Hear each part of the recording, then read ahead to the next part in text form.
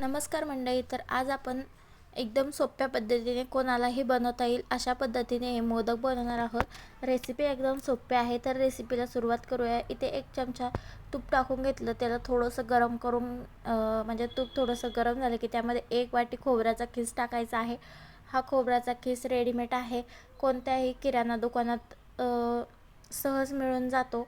तर इथे मी थोडंसं असा अर्धा मिनटभर हा खोबऱ्याचा खीस भाजून घेणार आहे. तर हे लगेच भाजले जातो, लगेच याचा कलर बदलला जातो. तर अर्धा मिनटच आपल्याला हे छान भाजून घ्यायचं आहे. आता यामध्ये आपल्याला अर्धी वाटी साखर टाकायची आहे. साखरेचं प्रमाण तुम्ही वाढवू शकता. पाऊण वाटी आपल्याला यामध्ये दूध टाकायचं आहे आणि याला छान मिक्स करून घ्यायचं आहे. आता मी काय केलं की 2 वाट्या मिल्क पावडर आणि 4 वाटी दूध यामध्ये मिक्स करून हे सुद्धा टाकून घेतलं. आता हे सुद्धा छान आपल्याला मिक्स करून घ्यायचं आहे. तर एकसारखं याला हलवून घ्यायचं आहे आपल्याला. जशी जशी यामधली साखर विरघळेल तसं हे मिश्रण पातळ होत जातं. तर बघू शकता हे आता घट्ट होत आहे. याला आपल्याला एकसारखं हलवत राहायचं आहे.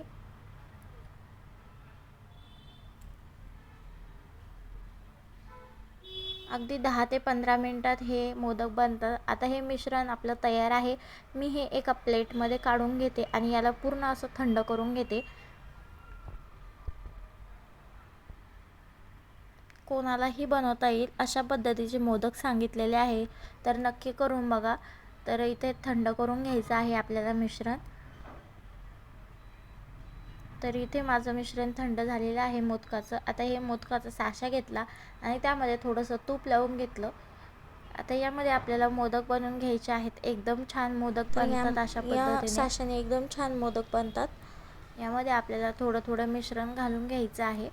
तर असं थोडं थोडं मिश्रण आपल्याला यामध्ये टाकून घ्यायचं आणि मोदक बनवून घ्यायचं आहे.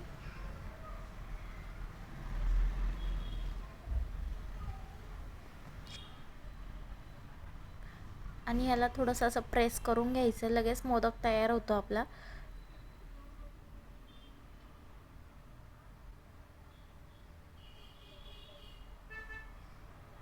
तर बघू शकता खूप छान असा मोदक तयार झालेला आहे. अशाच पद्धतीने मी आणखीन एक मोदक करून दाखवते तुम्हाला.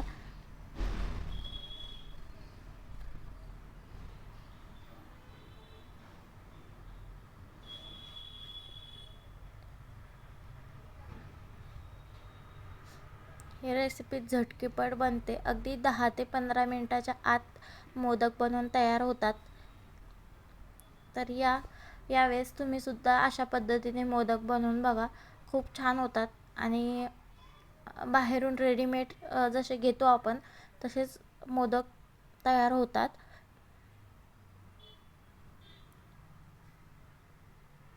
खूप सोपे आहेत मोदक बनवायला. बघू शकता आणखीन एक मोदक तयार आहे. अशाच पद्धतीने मी सगळे मोदक करून घेणार आहे.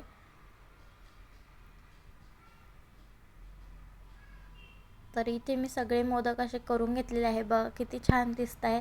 कलरसुद्धा खूप छान दिसतो आहे. तर तुम्हाला ही रेसिपी आवडली असेल तर लाईक करा, शेअर करा आणि चॅनलला सबस्क्राईब करा.